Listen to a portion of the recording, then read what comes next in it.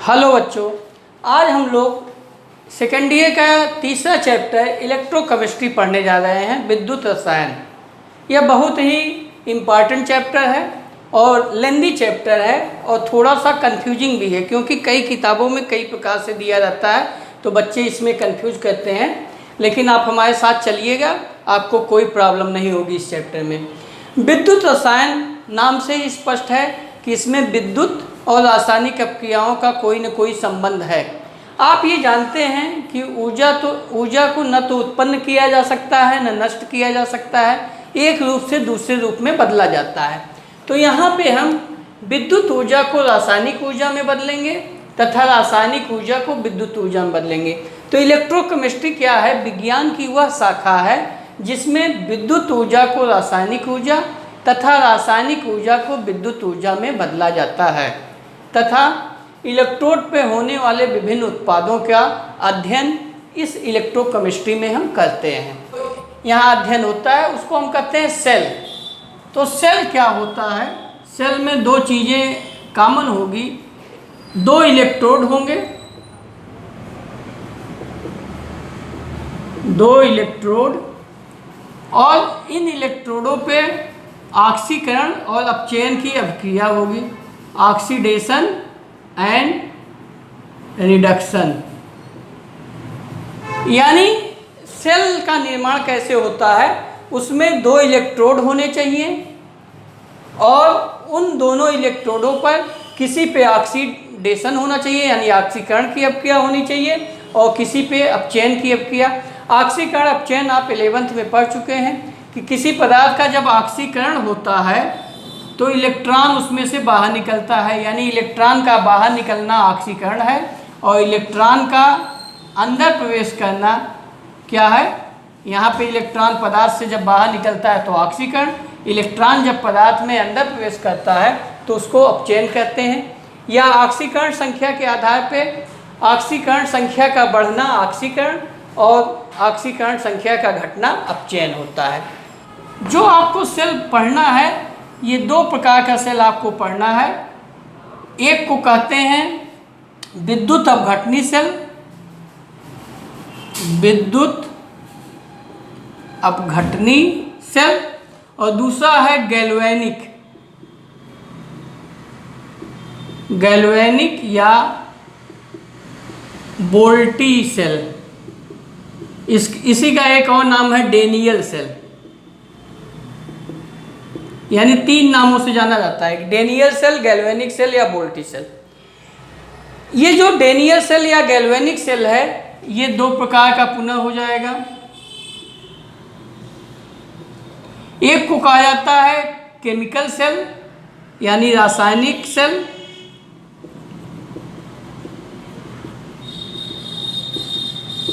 और दूसरे को कहा जाता है सांद्रता सेल। इसका अंग्रेजी जो है केमिकल सेल, और ये है कंसंट्रेशन सेल।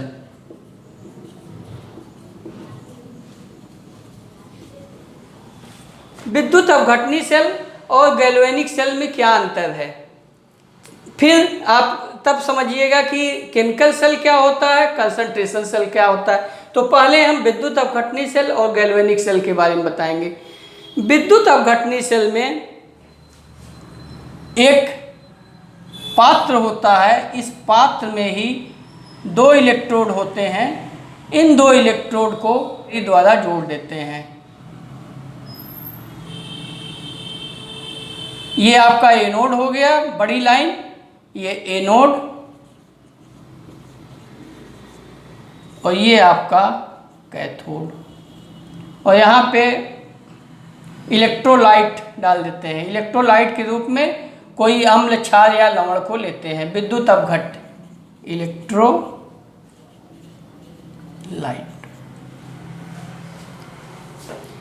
डैनियल सेल में दो कंपार्टमेंट होते हैं, यानी दो अर्ध सेल होती हैं, दो अर्ध सेल अलग अलग होती हैं। एक इलेक्ट्रोड, यहाँ पे एक इलेक्ट्रोड, और ये आप मान लीजिए बल्ब द्वारा जोड़ दें यहाँ इसको कहा जाता है ब्रिज, अभी इसके बारे में बताया जाएगा। तो पहले आइए विद्युत अपघटनी सेल। विद्युत अपघटनी सेल में 2 इलेक्ट्रोड होते हैं और एक ही पात्र में ये रिएक्शन कराए जाते हैं। एनोड पे हमेशा, चाहे वो विद्युत अपघटनी सेल हो चाहे गैल्वेनिक सेल हो, इसको याद कर लीजिए कि एनोड पे ऑक्सीडेशन होगा और कैथोड पर, इसको एकदम रट लीजिए, रिडक्शन, यानी AOCR, एनोड पे ऑक्सीडेशन और कैथोड पे रिडक्शन, चाहे वह विद्युत अपघटनी सेल हो चाहे डेनियल सेल हो। तो एनोड पे ऑक्सीडेशन होगा और कैथोड पे रिडक्शन। जब आप इसमें बैटरी द्वारा विद्युत धारा प्रवाहित करते हैं तो आप ये पाते हैं कि जो ये प्लस प्लेट है, एनोड यहाँ पे प्लस है, तो यहाँ से ऋण जो इलेक्ट्रोलाइट होगा, जैसे मान लीजिए आप जिंक क्लोराइड लिए हैं, तो जो Cl माइनस होगा वह यहाँ पे आकर्षित होगा और जो प्लस होगा वह कैथोड पे आकर्षित होगा। तो जब हम विद्युत धारा प्रवाहित करेंगे तो निगेटिव आयन एनोड की ओर जाएंगे और पॉजिटिव आयन कैथोड की ओर जाएंगे और यहाँ से जो है करंट आपका, ये आपका प्लेट कैसा हो जाएगा, ये प्लस प्लेट है और ये आपका प्लेट जो है कैथोड, ये ऋण प्लेट है। तो करंट का फ्लो हमेशा जो होगा प्लस से माइनस की ओर होगा। करंट का फ्लो इधर होगा और इलेक्ट्रॉन का फ्लो उल्टा होगा, कैथोड से एनोड। ये इलेक्ट्रॉन का फ्लो है और करंट का फ्लो इलेक्ट्रॉन के फ्लो का उल्टा होता है, इधर आई होगा। तो बाहरी सर्किट में विद्युत धारा का प्रवाह प्लस से माइनस की होगा, लेकिन रासायनिक सेल में पोलराइजेशन उल्टा हो जाता है। जब आप विद्युत गैल्वेनिक सेल में जब आप ये सेटअप करते हैं तो यहाँ पे ये ऋण प्लेट हो जाता है और यह धन प्लेट हो जाता है। एनोड यहाँ पे गैल्वेनिक सेल में ऋण और कैथोड यहाँ पे प्लस हो जाता है। दोनों में बेसिक जो अंतर है ये समझिए कि इसमें बाह्य स्रोत से आप ऊर्जा दे रहे हैं। बैटरी से जब आप ऊर्जा दे रहे हैं तो विद्युत ऊर्जा से रासायनिक ऊर्जा में परिवर्तन हो रहा है, विद्युत ऊर्जा रासायनिक केमिकल रिएक्शन ला रहा है। यहाँ पे केमिकल रिएक्शन से आप विद्युत ऊर्जा उत्पन्न कर रहे हैं, तो रासायनिक ऊर्जा को आप विद्युत ऊर्जा में बदल रहे हैं, जबकि इसमें विद्युत ऊर्जा को रासायनिक ऊर्जा में बदल रहे हैं। यहाँ पे एनोड का जो ध्रुवीकरण होगा वह पॉजिटिव है, पॉजिटिव पोल है, जबकि गैल्वेनिक सेल में एनोड निगेटिव है और कैथोड यहाँ पे निगेटिव है, यहाँ पे कैथोड पॉजिटिव है। विद्युत धारा के बारे में आप देखिए कि इलेक्ट्रॉन का फ्लो हमेशा कैथोड से एनोड की ओर होगा, जो निगेटिव पोलराइजेशन होगा वहीं से होगा, तो यानी कैथोड से एनोड की ओर इलेक्ट्रॉन का फ्लो होता है, जबकि यहाँ पे इलेक्ट्रॉन का फ्लो एनोड से कैथोड की ओर होता है, एनोड से इलेक्ट्रॉन का फ्लो। तो यहाँ इन दोनों में करंट की दिशा क्या है आपको उल्टी प्रतीत होगी, लेकिन अगर ध्यान से देखेंगे तो दोनों में निगेटिव से पॉजिटिव की ओर हो रहा है, यहाँ पे भी निगेटिव से पॉजिटिव की ओर हो रहा है। तो ये आपका बेसिक अंतर है।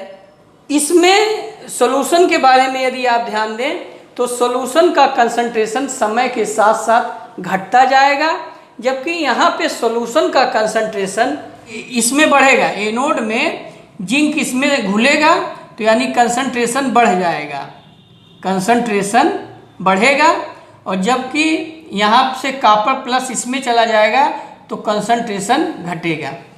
तो जो गैल्वेनिक सेल होता है उसमें जो दोनों इलेक्ट्रोड होते हैं उन दोनों इलेक्ट्रोडों में कंसंट्रेशन का मान घटता और बढ़ता रहता है, जबकि इसमें सदैव घटता रहता है। तो ये सब 4-5 ठो बेसिक अंतर हैं गैल्वेनिक सेल और विद्युत अपघटनी सेल में। अब इसके बाद आइए कि गैल्वेनिक सेल के अंतर्गत रासायनिक सेल और सांद्रता सेल क्या होती है। रासायनिक सेल का मतलब होता है यही जो सेल हमने आपको बताया कि दो डिफरेंट टाइप के इलेक्ट्रोड हों और वो दोनों डिफरेंट इलेक्ट्रोड रासायनिक अपक्रियाएं उसमें कंप्लीट होती हैं। इस पे एनोड पे ऑक्सीडेशन होगा और कैथोड पे रिडक्शन होगा। उसकी वजह से जब आपको इलेक्ट्रोमोटिव फोर्स मिलता है यानी विद्युत ऊर्जा मिलती है तो उस प्रकार के सेल को हम कहते हैं रासायनिक सेल। जबकि कंसंट्रेशन सेल में कोई भी नेट रिएक्शन नहीं होता, केवल यहाँ पे जो ईएमएफ आएगा वह कंसंट्रेशन में डिफरेंस की वजह से आएगा। इन दोनों चीज़ों को अभी आप समझेंगे, ज़्यादा यही पढ़ाया जाएगा। कंसंट्रेशन सेल पे आपको न्यूमेरिकल 1-2 हम बता देंगे। तो बेटा अब आपको हमने भूमिका बता दिया। इसके बाद आपको हाफ सेल के बारे में जानना है कि हाफ सेल क्या होता है और हम इलेक्ट्रोड विभव गैल्वेनिक सेल में नापते कैसे हैं। ये जो विद्युत अपघटनी सेल है इसका टॉपिक अभी बाद में बताएंगे कि विद्युत अपघटनी सेल में जो इलेक्ट्रोलाइट यदि हम डिफरेंट प्रकार के लें तो कैथोड और एनोड पे क्या क्या रिएक्शन होंगे। अब आइए इलेक्ट्रोड विभव।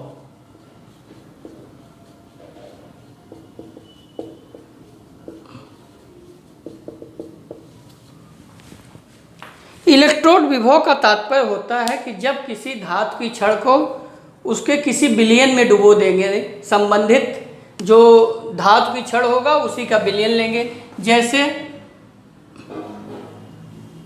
यदि हम ये जिंक की राड है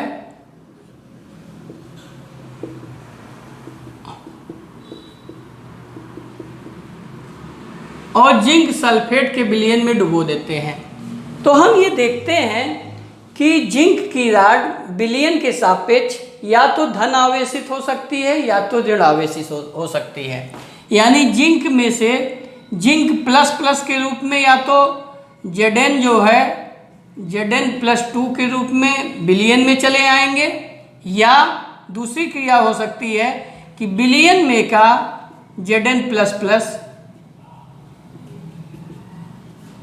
चला जाए जिंक के राड पे, यानी जिंक 2 इलेक्ट्रॉन। तो जिंक यदि जिंक प्लस प्लस के रूप में आता है तो ये ऑक्सीकरण की अपक्रिया है। क्यों? क्योंकि जिंक का 0 से +2 में बदलना ये ऑक्सीडेशन है और जिंक +2 का जिंक में बदलना ये रिडक्शन है। तो यदि जिंक +2 के रूप में इसमें आती है तो यहाँ पे निगेटिव चार्ज आना शुरू हो जाता है और इस पे विलयन पे पॉजिटिव चार्ज आना शुरू हो जाता है। यानी एक प्रकार से इस मेटल और इस विलयन जो इंटरफेस है उसमें निगेटिव और पॉजिटिव का एक विभव स्थापित हो जाता है। इस विभव को ही इलेक्ट्रोड विभव कहते हैं। लेकिन इस विभव को सेल में मेजर करना संभव नहीं होता। और यह क्यों ऐसा होता है कि कैसे पता चलेगा कि कब इस पे पॉजिटिव आएगा कब निगेटिव? तो इसके लिए आपको एक मानक इलेक्ट्रोड विभव की स्थापना करनी होगी। उसकी सहायता से हम ये बता लेंगे कि इस पे प्लस आएगा कि माइनस। लेकिन अभी आप यहाँ पे देखिए कि यदि इस पे माइनस चार्ज आ गया यानी ये प्लस इसमें चला गया तो ये ऑक्सीडेशन रिएक्शन है और यह जो है रिडक्शन है। धातु का आयन के रूप में विलयन में आना यह एक टेक्निकल टर्म है इलेक्ट्रोलिटिक सॉल्यूशन प्रेशर, यानी विद्युत अपघटनी विलयन दाब। जिंक का जिंक +2 के रूप में घुलना यह इलेक्ट्रोलिटिक सॉल्यूशन प्रेशर पर निर्भर करता है। और दूसरी जो क्रिया हो सकती है कि ऑस्मोटिक प्रेशर उसको कहते हैं कि विलयन के आयन का धातु की प्लेट पे जाना उसको कहा जाता है ऑस्मोटिक प्रेशर।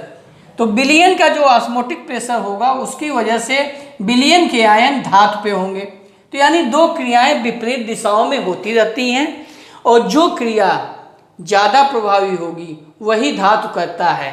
या तो आयन के रूप में इसमें आएगा या तो आयन इसमें से आएगा। इन दो क्रियाओं के बीच हमेशा इंटरेक्शन होगा। जो क्रिया का स्पॉन्टेनियस होगी वही घटित होगा, एक ही कोई घटित होगा। तो जैसे जिंक का जिंक +2 में आना यहाँ पे ज़्यादा इजी है, क्योंकि यह स्टेबल स्टेट होता है इसकी तुलना में। तो जिंक यहाँ पे जिंक +2 के रूप में बिलियन में चला आता है। जिंक का जिंक +2 के रूप में आने की वजह से जिंक +2 के रूप में आया। तो ये हाफ सेल है, ये क्या है, हाफ सेल है। लेकिन हम इस हाफ सेल का इलेक्ट्रोड विभव माप नहीं कर सकते। इस इलेक्ट्रोड विभव का मान किन किन मानों पर निर्भर करता है, इस धातु की प्रकृति पर निर्भर करता है, और इस पे जो टेम्परेचर है उस पर निर्भर करता है, और साथ में इस बिलियन में जो विद्युत अपघट्ट लिया गया है उसकी सांद्रता पर निर्भर करता है। तो यदि हम बिलियन की सांद्रता और टेम्परेचर को स्थिर कर दें तो जो इलेक्ट्रोमोटिव फोर्स होगा या ईएमएफ होगा, वह ईएमएफ ही उस समय मानक इलेक्ट्रोड विभव हो जाएगा इस सेल का। तो उसको हम दिखाते हैं E0 जिंक Zn+2। ये कब होगा, जब टेम्परेचर 25 डिग्री सेंटीग्रेड और जो बिलियन है उसका 1 मोलर हम कंसंट्रेशन ले लें। तो इस समय जो इन दोनों के मध्य विभवांतर स्थापित होगा, उस विभवांतर को हम कहते हैं मानक इलेक्ट्रोड विभव। लेकिन किसी भी अर्ध अपक्रिया का, अर्ध सेल का मानक इलेक्ट्रोड विभव निकालना संभव नहीं है। तो हम इसको किसी न किसी दूसरी अर्ध सेल द्वारा जोड़ते हैं और उसके बाद तब हम निकाल लेते हैं कि इसका मानक इलेक्ट्रोड विभव क्या है। तो बेटा आज बस इतना ही, और इसके बाद हम आपको बताएंगे कि हाइड्रोजन इलेक्ट्रोड क्या होता है और उसके बारे में। धन्यवाद बेटा।